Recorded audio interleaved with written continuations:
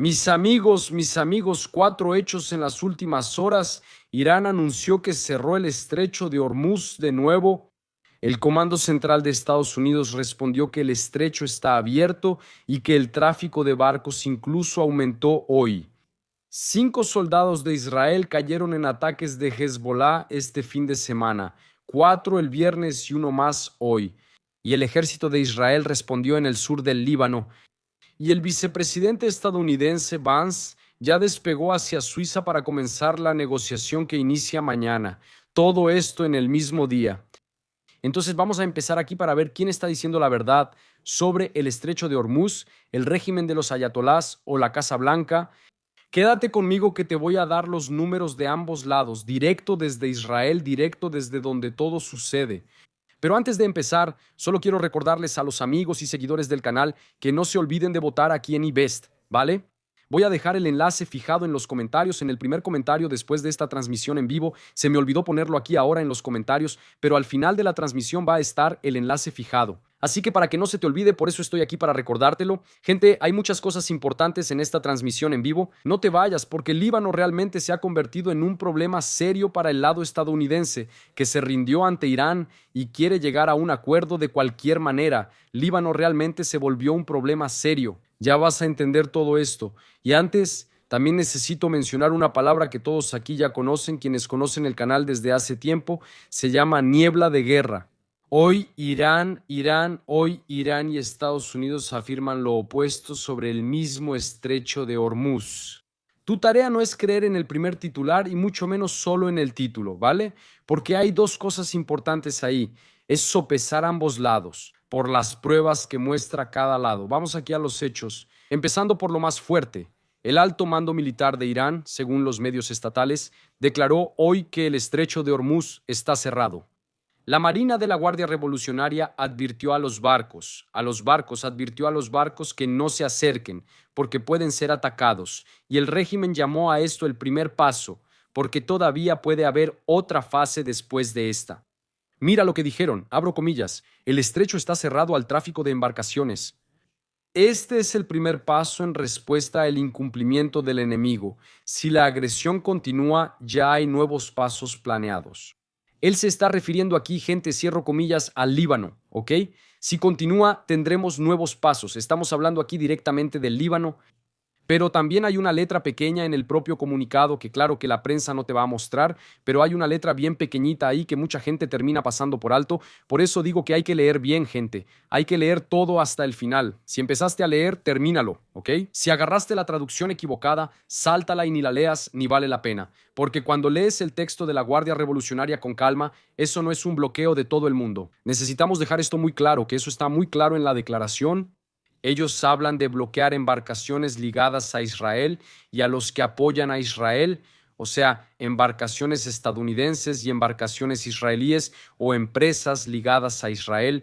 Eso está muy claro en su declaración. Esto aquí es un mensaje dirigido y vendido en realidad como el apocalipsis del petróleo. Eso es lo que ellos quieren hacer, pero no lo lograron. Y ahí entra la respuesta estadounidense con números, no solo con discurso. El Comando Central de Estados Unidos dijo que el tráfico sigue normal y también fue muy específico. Ellos dijeron que 55 barcos comerciales cruzaron el estrecho hoy, transportando más de 17 millones de barriles de petróleo. ¿Está bien? Y la frase que cierra la cuenta es la siguiente, abro comillas, Irán no controla el estrecho de Hormuz, el tráfico sigue fluyendo. Cierro comillas. Contraste total, ¿verdad, gente? Irán dice que está cerrado, Estados Unidos muestra 55 barcos pasando hoy. Yo, siendo sincero, no vi los 55 barcos. ¿Está bien? Yo sigo eso muy de cerca. De hecho, el estrecho de Hormuz, ustedes lo saben, yo lo sigo. Hay sitios también que cualquiera puede seguir. Hay muchos barcos ahí, pero 55 no vi gente. Incluso pagué.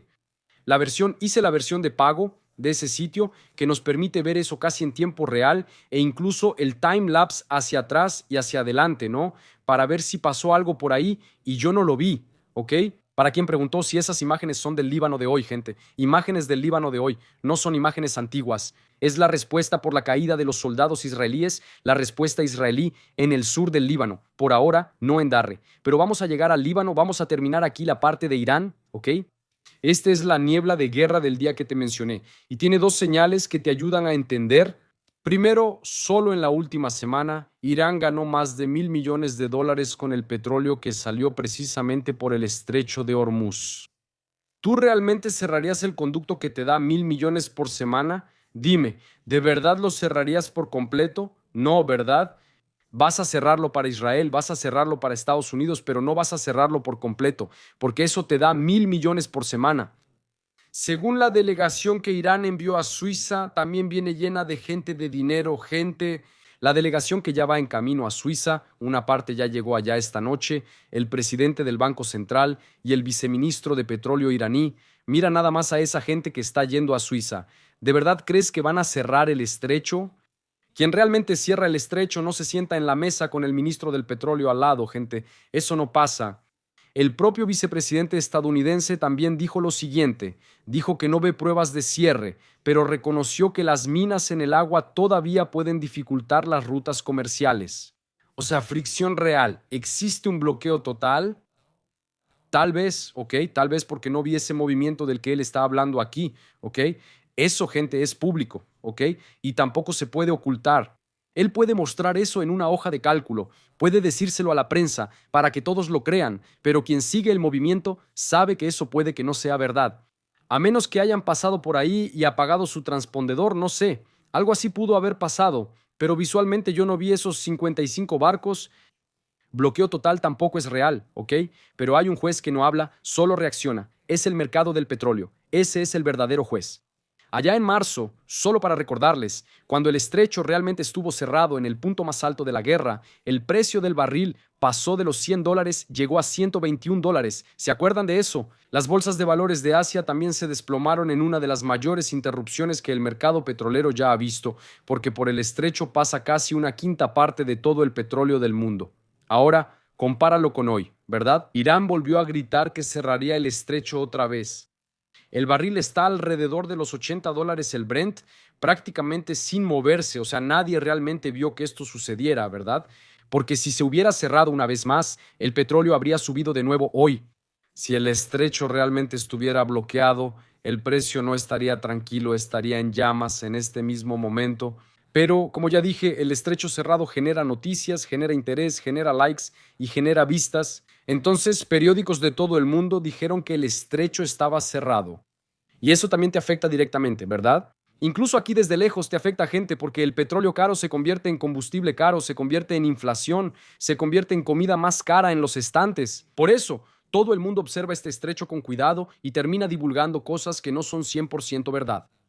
Pero el mercado es el detector de mentiras más frío que existe y hoy no compró el anuncio del régimen. Esta vez no funcionó. Y es por eso que Washington siguió el plan sin pestañear. Próximo capítulo, y este es el que realmente cambia el juego, la negociación. Mientras Irán amenazaba con cerrarlo, el vicepresidente de los Estados Unidos despegó de una base militar en Estados Unidos rumbo a Suiza. Eso sucedió hoy. Los enviados Steve Witkoff y Jared Kushner, esos que no entienden absolutamente nada de negociación, ya están allá, ¿ok? Ya llegaron a esa región, encargándose según información de la parte técnica, y las conversaciones a nivel técnico empiezan mañana, ¿ok? Entonces, mañana va a comenzar oficialmente lo que se suponía que iba a pasar el viernes, la parte técnica de esa negociación. O sea, empezamos a contar tal vez a partir de mañana los 60 días, ¿ok? A partir de mañana empezamos a contar ese plazo. Y técnico aquí no son solo detalles, gente, es donde el acuerdo se traba o avanza. Para quien está preguntando por qué técnico, porque una cosa es firmar ese papel que firmó Trump, hay video de eso. Otra cosa es acordar cómo fiscalizar, quién verifica qué y en qué orden, ¿no? Cada lado cumple su parte. El vicepresidente recordó que todavía hay minas también en Aguado Estreito que pueden obstaculizar las rutas. Este es el tipo de problema que la mesa de mañana necesita resolver. ¿Quién va a quitar todas esas minas? Y la delegación iraní ya aterrizó en Suiza, lista para sentarse con los estadounidenses. Antes de despegar, el vicepresidente estadounidense dijo cuáles son sus dos prioridades en la mesa. La primera es el alto al fuego en Líbano. La segunda es el programa atómico de Irán. Y miren lo que esto confirma, ¿verdad, gente? El Líbano no es un tema aparte, como todos decían antes. Está dentro de la misma negociación junto con la cuestión atómica, todo atado en el mismo paquete. Y ahora, pon atención a lo que va a estar sobre la mesa, porque esto casi nadie te lo cuenta. Según la prensa, Estados Unidos va a presionar a Irán para que permita que los inspectores de la ONU regresen a los sitios del programa nuclear. A cambio, libera miles de millones de dólares que están congelados y el acuerdo en sí tiene 14 años, 14 puntos, como ustedes saben.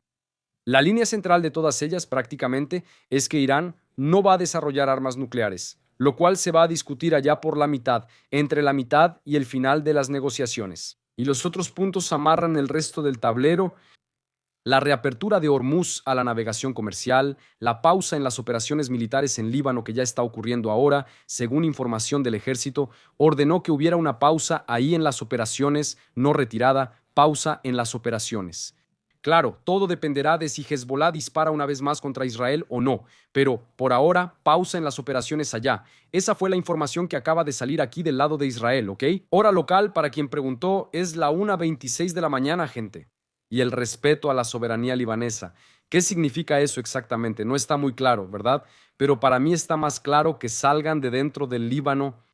O sea, no es una mesa de dos, hay un cinturón de mediadores alrededor. El primer ministro de Qatar llegó a Suiza el viernes para encauzar la conversación. Y Pakistán, Arabia Saudita y Turquía también están dentro del mismo esfuerzo de mediación.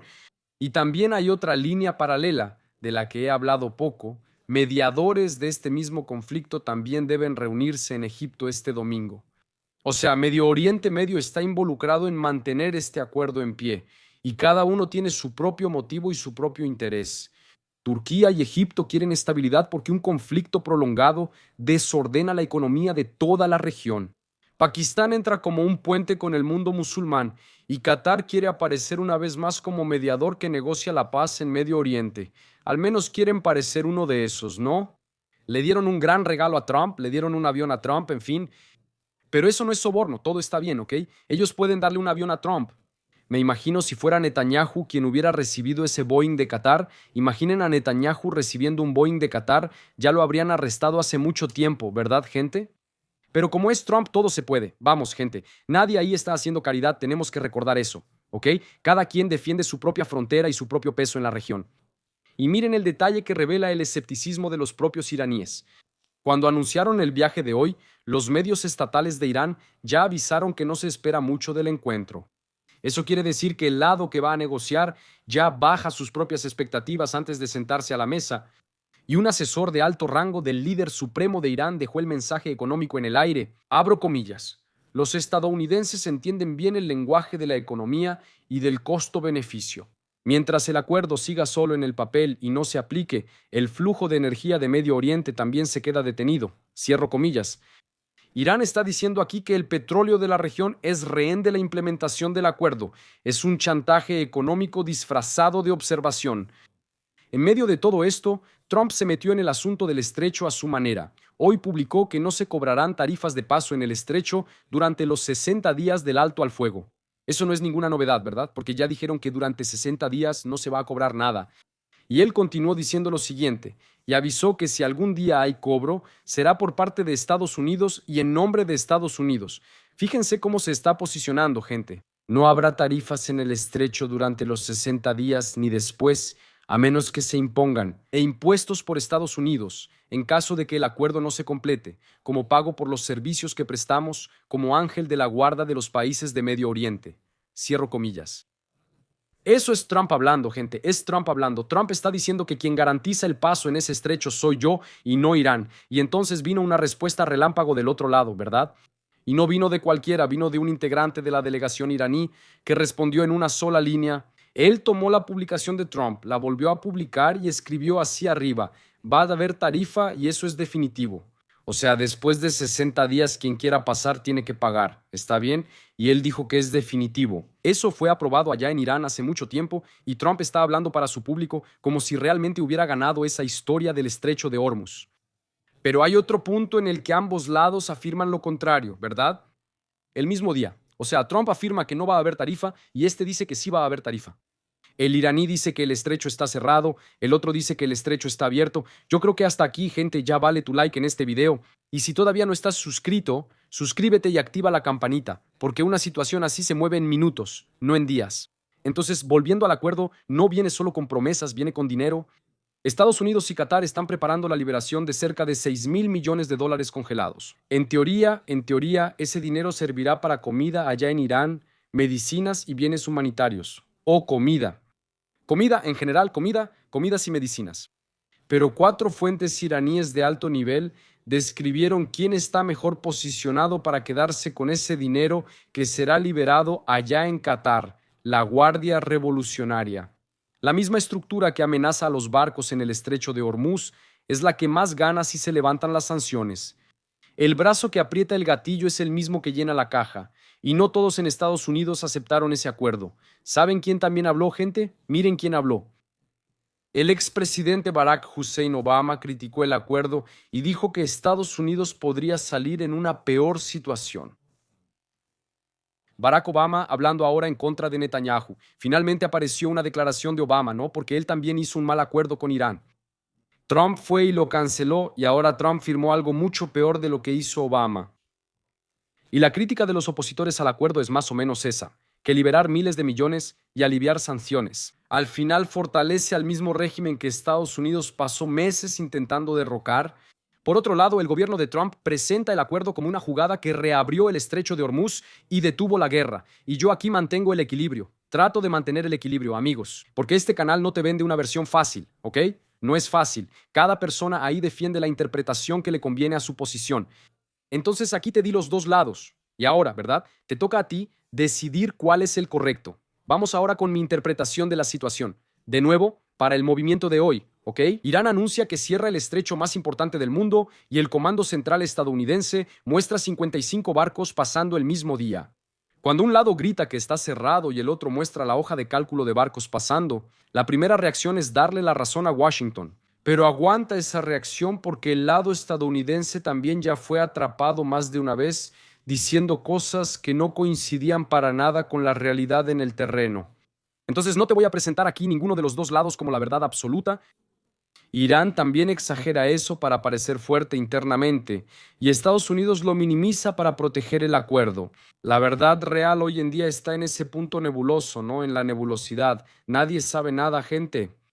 Lo único que se puede afirmar con seguridad es lo que se observa. Solo hay que observar los barcos en ese sitio web.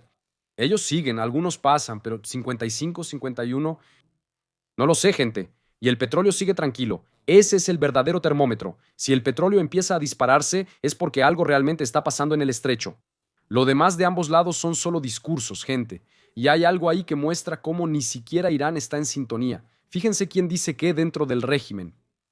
Quien cerró el estrecho fue el mando militar, la Guardia Revolucionaria, pero quien viajó a Suiza para negociar fue la diplomacia, el Ministerio de Relaciones Exteriores. Son dos voces dentro del mismo régimen diciendo cosas diferentes. Uno amenaza, el otro se sienta a negociar. Y mañana probablemente tendremos varias informaciones sobre esa negociación, filtraciones en la prensa. Ya saben cómo es esto, ¿verdad, gente? Va a ser un día entero de desinformación e información. Esto no es una estrategia coordinada como lo que pasa en Irán. Esa es la Guardia Revolucionaria y el ala política, ¿ok? Es un régimen que ni siquiera controla su propio discurso. Y cuando Irán no controla su propio discurso, no tiene el control de la situación. Esto, gente, no es cómodo, para ningún lado. Para entender la magnitud de lo que está en juego, necesitas saber por qué este régimen es tan importante. Irán es el principal socio de China en Medio Oriente. ¿Sabías eso, verdad? Es la puerta de entrada al corredor que Pekín quiere abrir hasta Europa. Buena parte del petróleo iraní va a los puertos chinos, o sea, a China, lejos del alcance de las sanciones. O sea, mientras el régimen de los ayatolás actuales exista, China tiene energía barata y un aliado militar instalado en la región. Por eso, debilitar ese régimen siempre ha sido el verdadero premio. Y aquí es donde entra mi crítica. Una vez más, ese régimen estaba acorralado, perdió a la cúpula de la cadena de mando, perdió impulso, perdió credibilidad. Era el momento de apretar un poco más y ellos iban a caer, gente. Iban a caer. Solo un poquito más de presión. ¿Y qué hizo Trump? Al contrario, ¿verdad, gente? Libera miles de millones de dólares congelados, alivia las sanciones, reabre el estrecho, lanza un salvavidas justamente al régimen que se estaba ahogando. Esto no tiene pinta de alguien que vaya a terminar el trabajo. Parece alguien que fue el primero en parpadear o que metió la pata. Tal como están las cosas hoy sobre la mesa, Estados Unidos se rindió ante el régimen. Es difícil para mucha gente escuchar, pero es la realidad, gente. No hay manera de decir algo diferente. Eso fue lo que pasó, ¿ok? Puede ser que haya un juego, ya lo dije, más largo que yo no esté viendo y que nadie en el mundo esté viendo. Puede ser que exista algo, pero lo que está escrito en el acuerdo hoy es alivio para el enemigo. Y es justamente por eso que Israel no puede depender de ese papel. Israel es importante en eso, gente. Pero también es un socio, ¿no? Que acaba de ver a su aliado retroceder. Y es por eso que el Líbano se convierte en el punto más sensible de toda esta ecuación. Quien acaba de llegar a esta transmisión en vivo, gente, denle like de inmediato. Es importantísimo para YouTube. Likes. Cuando no hay likes, YouTube no muestra el video. Así que denle like, pongan muchos likes, que también es bueno para el canal. Miren, gente, ¿por qué el Líbano se volvió el punto más sensible de esta ecuación? Porque es justamente ahí donde Irán está presionando ahora. Una fuente iraní afirma que Teherán quiere más que un alto al fuego en el Líbano. No es suficiente. Quiere la retirada total de las tropas israelíes del sur del Líbano antes de cerrar la negociación final. O sea, dentro de 60 días, Israel tiene que retirarse del sur del Líbano. Irán está usando al Líbano como ficha en la mesa sobre el estrecho. Y la inteligencia de Estados Unidos ya había advertido a la Casa Blanca que si Israel continúa las operaciones contra Hezbollah, eso puede minar el acuerdo con Irán. Y también hay un punto estructural que explica el conflicto. Ni Israel ni Hezbollah, amigos míos, firmaron ese acuerdo. ¿De acuerdo? Israel no forma parte de ese acuerdo. Y mucho menos Hezbollah, nadie estaba en la mesa, ¿de acuerdo? Eran Estados Unidos e Irán, simple, pero el acuerdo exige una pausa en las operaciones en Líbano y el respeto a la soberanía del país. O sea, armaron un pacto que exige a dos partes que ni siquiera estaban en la mesa y tiene peso político interno. Un funcionario estadounidense dijo que el futuro de Netanyahu en las próximas elecciones está ligado a demostrar que él no retrocede ante Hezbollah. Entonces, detenerse en Líbano sería visto dentro de Israel como una derrota. Ya le dije eso a todos aquí en Israel. Si retrocedemos del Líbano una vez más, ¿no? Porque no es la primera vez que entramos en Líbano, una vez más, eso será una derrota, y una derrota para Netanyahu también. Entonces, junta todo eso, presión iraní, contradicción del acuerdo y política interna. Esa es la olla que está hirviendo en Líbano ahora. Y ahora necesito empezar por la causa, no por el titular. El viernes, 4 soldados de Israel cayeron en un ataque de Hezbollah a un tanque cerca de la frontera. Uno de ellos tenía 21 años, gente, joven, muy joven. Y hoy cayó otro soldado más, fue otro ataque. Lo llaman drones en medio de la madrugada con varios misiles disparados contra tropas en el sur del Líbano. Eso fue durante el acuerdo de alto el fuego. Recuerda que ayer se acordó que habría alto el fuego a partir de las 4 de la tarde, e Israel no disparó nada más, se quedó quieto. Y por eso Hezbollah fue allá, se aprovechó y disparó contra Israel, quitándole la vida a otro soldado más. E Israel fue allá, estas imágenes son de hoy, y atacó una vez más los objetivos de Hezbollah en Líbano en respuesta a los ataques de Hezbollah. Hezbollah fue una secuencia que provocó la respuesta israelí en el sur. Quien invierte el orden de los hechos, invierte la culpa. Porque la gente está diciendo, Israel está atacando una vez más al Líbano, pero no dicen que fue Hezbollah quien rompió una vez más el acuerdo de alto el fuego. Del lado israelí, la cuenta es clara. ¿Está bien?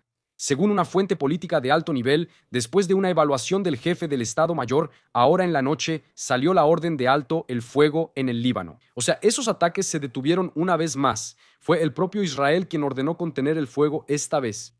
Y en los 2 días anteriores, en respuesta a los ataques de Hezbollah, el ejército de Israel alcanzó 300 objetivos de la organización terrorista. Y cerca de 100 terroristas quedaron fuera de combate. Miren, en 3 días. 100 terroristas. Por otro lado, los números del Líbano tampoco coinciden. La agencia estatal libanesa habla de al menos 5 muertos en una ciudad del sur. Otro recuento en el terreno habla de un muerto y 8 heridos. Y la prensa estadounidense habla de más de una decena durante la noche. 3 cifras diferentes para el mismo pedazo de mapa en el mismo día. Cuando los números no cuadran, desconfía de la fuente que tiene más interés en inflar. Y quien tiene más interés en inflar gente en este momento aquí son los propios Estados Unidos.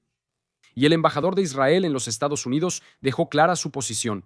Abro comillas, el Hezbollah fue quien violó el alto al fuego, no Israel. El Hezbollah es una organización terrorista. Irán usa su brazo armado para obtener concesiones. Israel no tiene ninguna ambición territorial en Líbano. Cierro comillas. Nosotros no queremos anexar ese territorio al mapa de Israel. No existe anexión de territorio. Te digo la verdad, desafortunadamente sí, porque empiezo a pensar que sí tiene que haber anexión, porque es la única manera en que ellos entienden, es la única forma. Por el lado de la diplomacia, el secretario de Estado estadounidense, Marco Rubio, exigió el desarme de Hezbollah en una conversación con el presidente libanés. Hoy, pero Hezbollah ya respondió directamente diciendo que no. Uno de los jefes del Consejo Político de la organización dijo que Estados Unidos impuso sanciones personales a otro tipo, otro líder de Hezbollah, y este tipo dijo lo siguiente: no existe la menor posibilidad de que entreguemos nuestras armas, e Israel y Estados Unidos fracasaron en intentar quitarnos nuestras armas. Cierro comillas.